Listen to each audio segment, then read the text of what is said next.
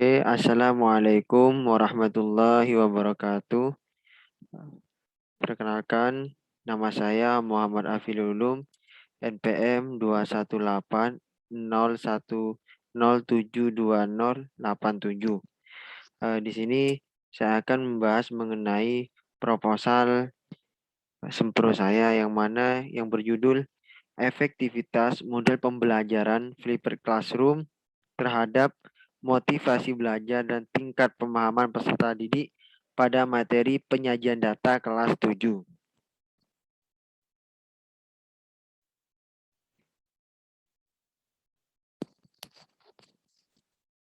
Yang mana untuk selanjutnya bab 1 pendahuluan langkah yang pertama yaitu latar belakang, kedua adalah rumusan masalah, ketiga tujuan penelitian, keempat hipotesis atau 1.4, 1.5 asumsi, 1.6 ruang lingkup dan keterbatasan, 1.7 yaitu kegunaan penelitian, 1.8 penegasan istilah. Oke, untuk selanjutnya yang pertama adalah latar belakang. Di sini kemajuan suatu bangsa diawali dengan adanya perubahan melalui pemikiran-pemikiran yang progresif yang dilakukan oleh sumber daya manusia yang inovatif. Maka melalui pemikiran tersebut bisa terciptanya terobosan atau gerakan positif untuk kemajuan suatu bangsa. Maka perlunya sumber daya manusia yang ada di Indonesia memberikan inovasi-inovasi untuk sistem pembelajaran yang ada di Indonesia. Contohnya pada keadaan seperti ini yang pandemi ini, di sini saya berinisiatif untuk bisa peserta didik itu memahami materi-materi yang dilaksanakan daring atau pasca daring, yaitu alangkah baiknya menggunakan metode Flipped Classroom, yang mana dengan Flipped Classroom bagi penulis merupakan salah satu cara yang paling efektif untuk mengoptimalkan pembelajaran, karena metode Flipped Classroom adalah strategi pembelajaran yang menggunakan metode pembelajaran campuran dengan membalikkan lingkungan belajar tradisional dan menyediakan konten pembelajaran di luar kelas atau terutama online dalam pertemuan tatap muka di kelas untuk membahas pekerjaan rumah. Atau pendidik dapat meminta kelas untuk mendiskusikan pertanyaan-pertanyaan berkaitan dengan materi tersebut. Dari hal tersebut, maka penulis ingin meneliti hal tersebut dengan judul efektivitas model pembelajaran Flipped Classroom terhadap motivasi belajar dan tingkat pemahaman siswa materi penyajian data kelas 7. Selanjutnya yaitu rumusan masalah. Rumusan masalah adalah 1.2. Permasalahan dari penelitian ini didapat 3 perumusan masalah sebagai berikut. 1. Apakah metode Flipped Classroom efektif untuk peserta didik terhadap motivasi belajar dan tingkat pemahaman peserta didik pada materi penyajian data? 2. Bagaimana sikap peserta didik terhadap metode Flipped Classroom selama pembelajaran? 3. Adakah perkembangan peserta didik setelah menerapkan metode Flipped Classroom terhadap motivasi belajar dan tingkat pemahaman peserta didik? 1.3 atau selanjutnya tujuan penelitian. 1. Menganalisis dan menguji metode pembelajaran Flipped Classroom terhadap motivasi belajar peserta didik. 2. Menganalisis dan menguji metode Flipped Classroom terhadap tingkat pemahaman peserta didik. 3. Menganalisis dan menguji interaksi metode pembelajaran Flipped Classroom terhadap motivasi belajar dan tingkat pemahaman peserta didik. Kemudian selanjutnya yaitu adalah hipotesis. Berdasarkan pengaruh model pembelajaran flipped classroom terhadap motivasi belajar dan tingkat pemahaman peserta didik, maka dapat diajukan hipotesisnya sebagai berikut. A. Metode flipped classroom efektif terhadap kelangsungan motivasi belajar peserta didik. B. Metode flipped classroom memberikan dampak yang positif terhadap kelangsungan tingkat pemahaman peserta didik. C. Adanya interaksi penggunaan metode flipped classroom terhadap motivasi belajar dan tingkat pemahaman peserta didik. Kemudian selanjutnya yaitu 1.5 asumsi.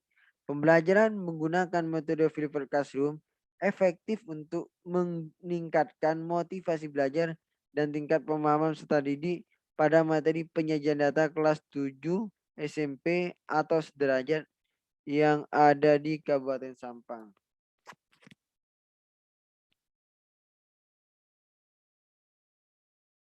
1.6 yaitu ruang lingkup dan keterbatasan.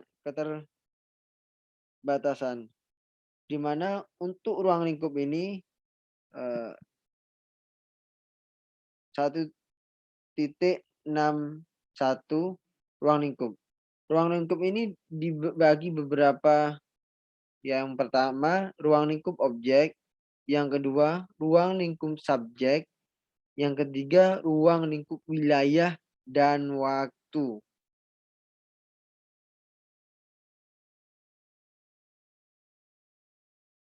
Dan 1.62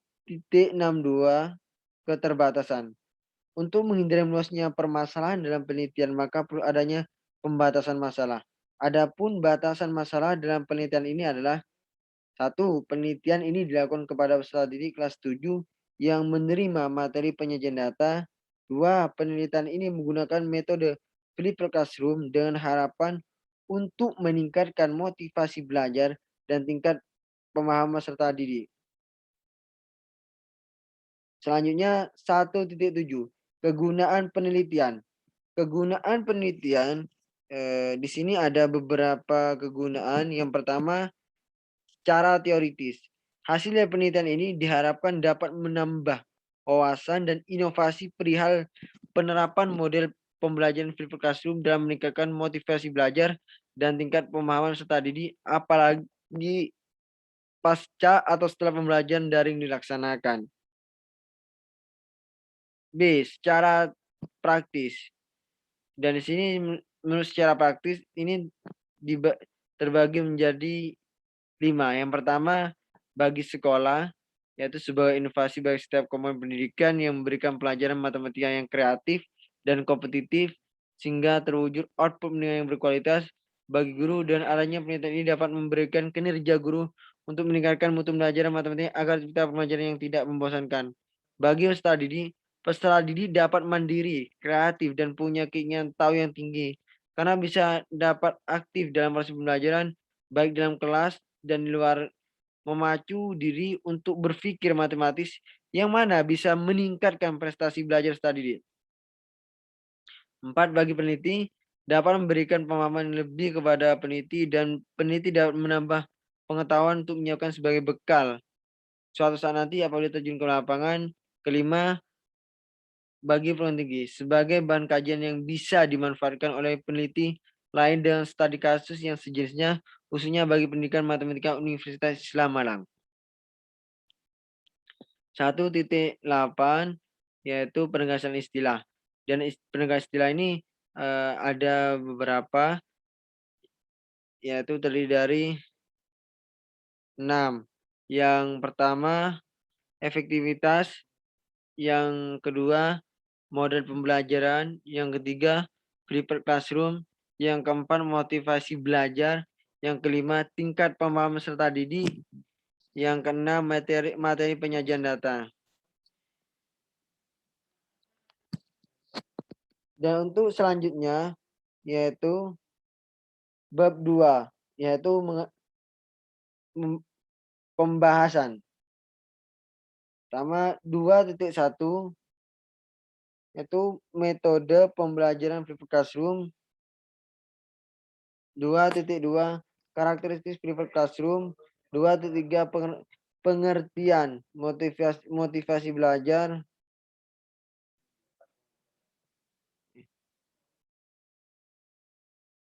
3.4 pengertian tingkat pemahaman peserta didik. Keenam, materi penyajian data. Ketujuh, penelitian yang relevan.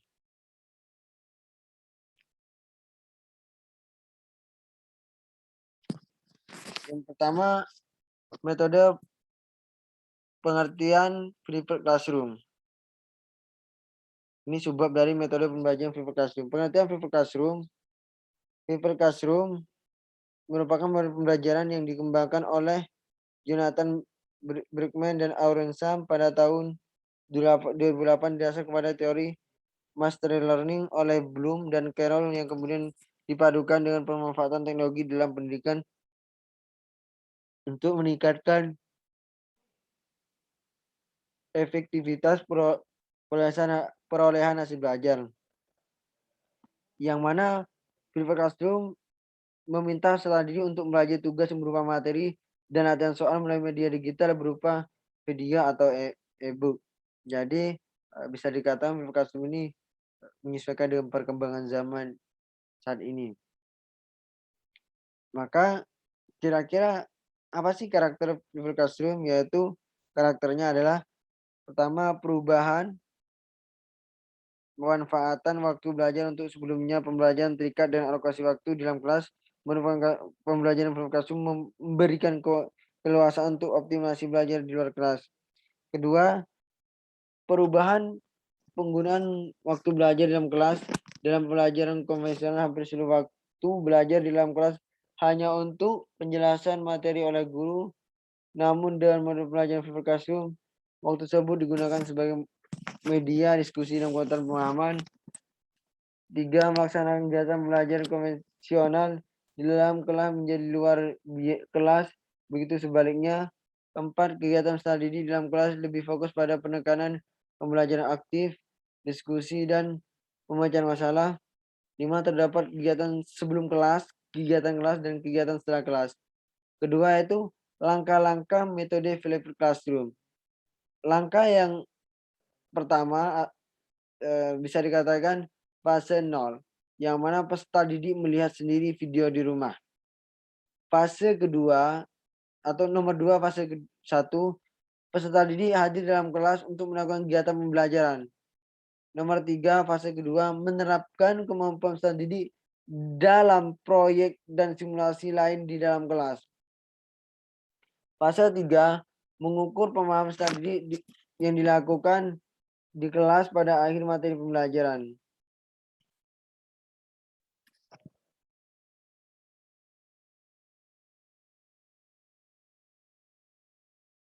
Untuk selanjutnya 2.3, pengertian motivasi belajar.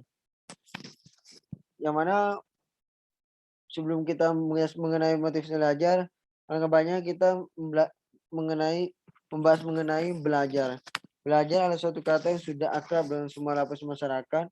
Masalah pengertian belajar ini, para ahli psikologi dan pendidikan mengemukakan urusan masalah mereka masing-masing.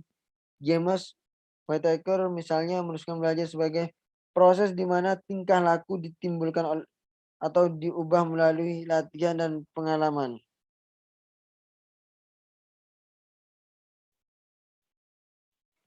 Dalam penelitian dapat disimpulkan bahwa belajar adalah serangkaian kegiatan jiwa raga untuk memperoleh suatu perubahan tingkah laku sebagai hasil dari pengalaman individu dalam interaksi dengan lingkungannya yang menyangkut kognitif, afektif, dan psikomotorik. 2.32, motivasi belajar. Artinya motivasi belajar yaitu kecenderungan peserta didik melakukan kegiatan belajar yang didorong oleh hasrat dapat mencapai belajar sebaik mungkin.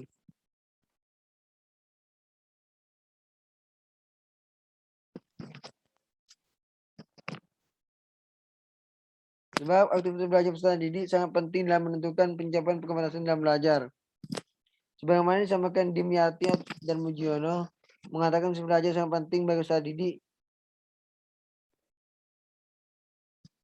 dan guru. Bagus tadi motivasi itu penting untuk memahami hal-hal yang berhubungan dengan menyandarkan kedudukan pada awal belajar, proses dan hasil akhir, menginformasikan tentang kekuatan usia belajar bila dibandingkan dengan teman, mengerahkan kegiatan belajar, membesarkan semangat belajar, menyandarkan tentang adanya perjalanan belajar, dan kemudian bekerja di sela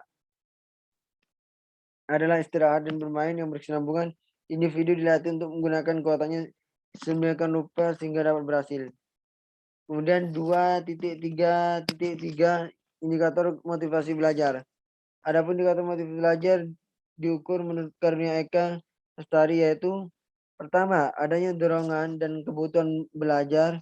2, menunjukkan perhatian dan minat terhadap tugas-tugas yang diberikan. 3, tekun menghadapi tugas. 4, unit menghadapi kesulitan.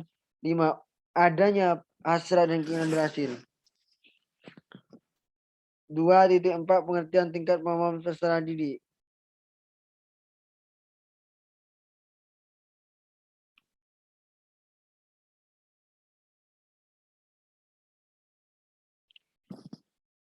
Dua empat tingkat pemahaman peserta didik.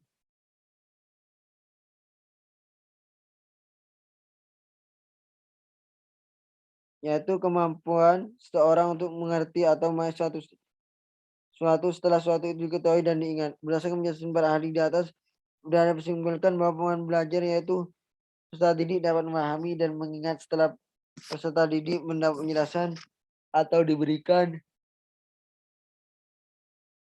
uraian dari hal yang ia pelajari dapat dan dipahami penjelasan atau diberikan.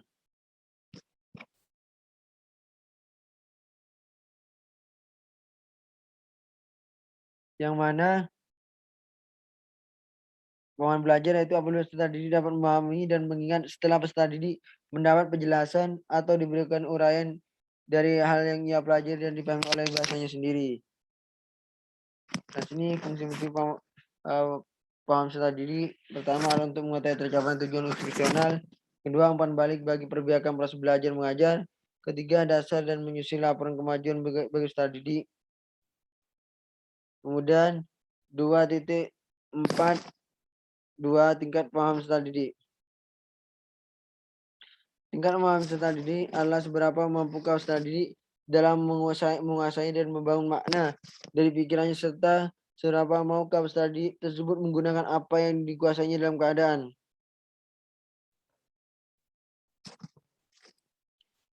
Selanjutnya yaitu 2.43 indikator tingkat pemahaman peserta didik. Lestari Yuda Negara 27 menjelaskan indikator pemahaman peserta didik. Pemahaman matematis yaitu mengidentifikasi dan membuat contoh dan bukan contoh. 2, menerjemahkan dan menafsirkan makna simbol, tabel, diagram, gambar, grafik, serta matematis. 3, memahami dan menerapkan ide-ide matematis dan mengambil. Dan keempat yaitu membuat mengeksplorasi perkiraan. 2.5 yaitu materi penyajian data. Materi penyajian data yaitu yang A bentuk tabel atau daftar, yang B bentuk grafik dan diagram.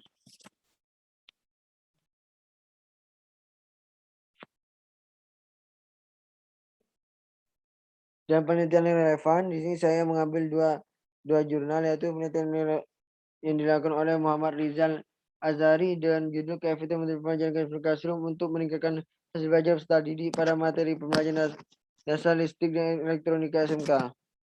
Kedua, Rahmat Suhadi Siregar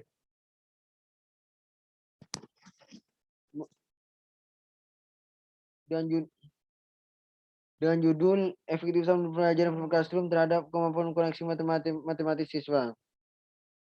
Kemudian yang selanjutnya yaitu bab 3, metode penelitian. Metode penelitian di sini yaitu yang 3.1 yaitu rancangan penelitian. Rancangan penelitian ini bukan pendekatan penelitian kuantitatif. Penelitian kuantitatif adalah suatu penelitian yang pada dasarnya menggunakan pendekatan deduktif induktif. Pendekatan ini berangkat dari suatu kerangka teori atau gagasan para ahli maupun pemahaman peneliti berdasarkan pengalamannya, kemudian dikembangkan menjadi permasalahan-permasalahan yang ada juga untuk memperoleh pembenaran verifikasi atau penolakan dalam bentuk dokumen empiris lapangan. Penghitungan kuantitatif bertujuan untuk menguji teori membangun fakta, menunjukkan hubungan antara variabel, memberikan deskripsi statistik, menaksir dan meramalkan hasilnya.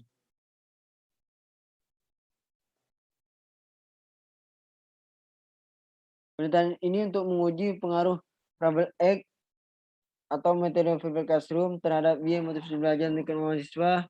Alasannya pilih jenis penelitian ini karena ingin mengetahui seberapa besar pengaruh metode feedback classroom terhadap motivasi belajar dan tingkat mahasiswa didik. Penelitian ini terdiri dari dua variabel, yaitu variabel bebas X, yaitu metode feedback classroom, dan variabel terikat, yaitu motivasi belajar tingkat pemahaman peserta didik. Maka dalam penelitian ini terdapat dua kelas, yaitu kelas eksperimen dan kelas kontrol.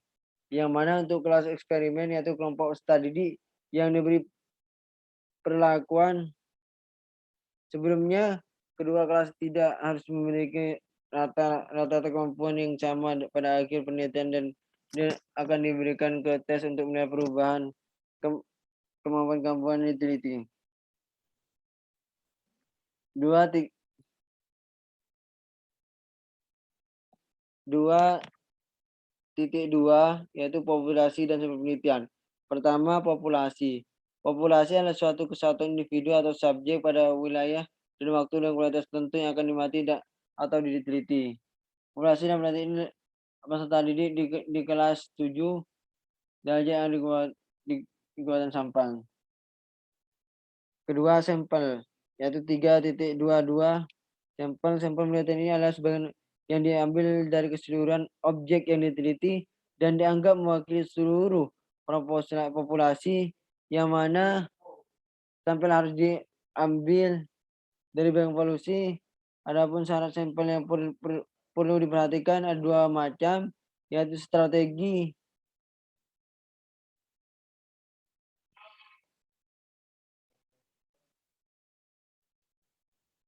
sampel penelitian ini adalah sebagian yang diambil dari keseluruhan objek yang diteliti dan dianggap mewakili seluruh populasi, yang mana sampel harus diambil dari bagian populasi. Adapun sampel perlu diperhatikan ada dua macam, yaitu sampel yang mencakup dari profil sampel yang dipilih harus mewakili, sedangkan untuk subjek penelitian diambil dengan menggunakan teknik pengambilan sampel dari populasi secara acak. 3.3 instrumen penilaian. Instrumen penilaian ini ada beberapa tahapan-tahapan. Yang pertama, lembar observasi keterlaksanaan proses pembelajaran. Lembar observasi penelitian ini berupa daftar keterlaksanaan pembelajaran yang digunakan atau dilakukan oleh observer sebagai peneliti dalam mengenai proses belajar mengajar berlangsung. Instrumen keterlaksanaan proses belajar. Kedua, kuesioner ini dibuat untuk mengetahui tanggung jawab peserta didik dalam mengikuti pembelajaran matematik menggunakan metode pembelajaran verifikasi dan metode konvensional. Ketiga, yaitu uji instrumen penelitian. Uji instrumen penelitian yaitu ada beberapa. Yang pertama, uji validitas. Uji validitas adalah menunjukkan sejauh mana suatu alat ukur mampu mengukur apa yang diukur. Untuk mengetahui validitas instrumen, maka digunakan verifikasi produk momen sebagai. Kedua, yaitu uji reliabilitas. Penelitian menunjukkan mana suatu alat pengukur dapat dipercaya atau dapat diandalkan. Bila suatu alat pengukur digunakan dua kali untuk mengukur gejala yang sama dan hasil pengukur relatif konsisten, maka pengukur tersebut reliable, sebab semakin reliable suatu tes semakin yakin kita dapat menyatakan bahwa dalam hasil suatu tes mempunyai hal yang sama kembali. Maka instrumen tersebut dapat digunakan nilai koefisien reliabilitas yang dihitung dengan menggunakan formula alfa berikut. Mungkin bisa dilihat dari proposalnya gitu. Yang C, uji tingkat kesukaran bermutu tidaknya betul-betul tes hasil belajar diketahui dari derajat kesukaran dimiliki oleh masing-masing tersebut. Betul-betul item item tes dapat dinyatakan butir yang baik apabila butir tersebut tidak terlalu mudah ataupun terlalu sukar. Dengan kata lain, butir soal tersebut dapat kesuksesan timnya sedang atau cukup. Selanjutnya 3-4 prosedur pengumpulan data. Pada prosedur pengumpulan data yaitu ada beberapa tahapan. Yang pertama adalah wawancara. Wawancara adalah proses komunikasi atau interaksi untuk mengumpulkan informasi dengan cara tanya jawab atau antara peneliti dengan informan atau subjek penelitian. Kedua, angket. Angket adalah merupakan prosedur pengumpulan data yang dilakukan dengan cara memberikan pertanyaan atau pertanyaan tertulis pada responden atau untuk dijawab. Ketiga yaitu tes analisis tes. Tes merupakan alat atau prosedur yang digunakan untuk mengetahui kemampuan subjek penelitian sejauh mana kemampuan materinya. Tes yang diberikan berupa soal tertulis yang diharapkan peserta didik dapat mencapai suatu indikator tertentu pada kemampuan pemahaman, kemampuan pemecahan masalah. Keempat, dokumentasi. Selain mulai wawancara, angket, tes, metode dokumentasi digunakan mengambil data berbentuk tertulis seperti daftar nama pendidik, nama peserta didik, kegiatan wawancara, dan foto lain sebaiknya berhubungan dengan pembahasan. Selanjutnya 3.5 teknik data. Teknik data yaitu pertama uji prasyarat. Sebelum agar diperoleh apakah data tersebut benar atau tidak, maka diperlukan uji prasyarat.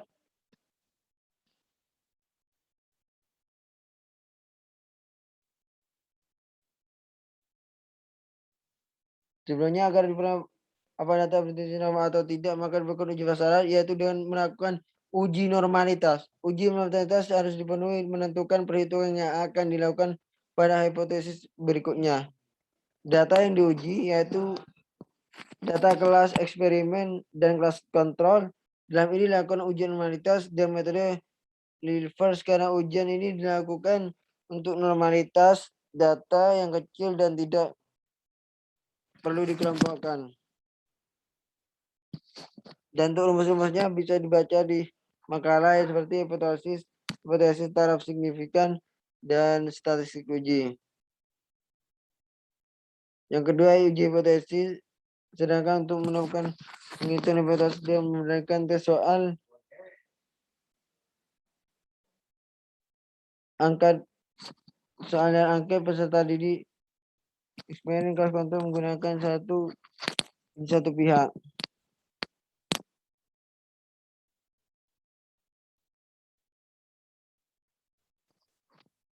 Selanjutnya hipotesis dengan membandingkan soal tes dan angka peserta didik antara kelas eksperimen dan kontrol. Sama seperti tadi, dan untuk mengenai rumus-rumusnya bisa dilihat di makalahnya. Saya cuma membahas mengenai poin-poinnya saja. Mungkin demikian dari saya.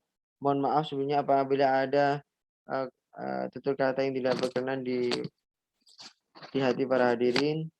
Wallahu muwaffiq ila aqwamit thoriq. Wassalamualaikum warahmatullahi wabarakatuh.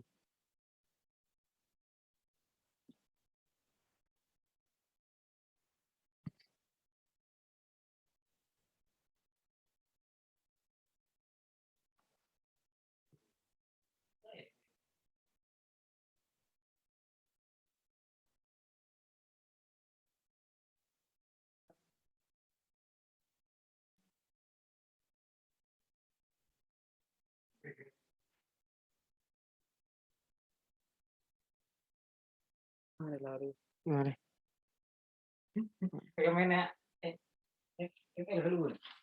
Berapa menit, Bang? Mantap yuk, teman-teman.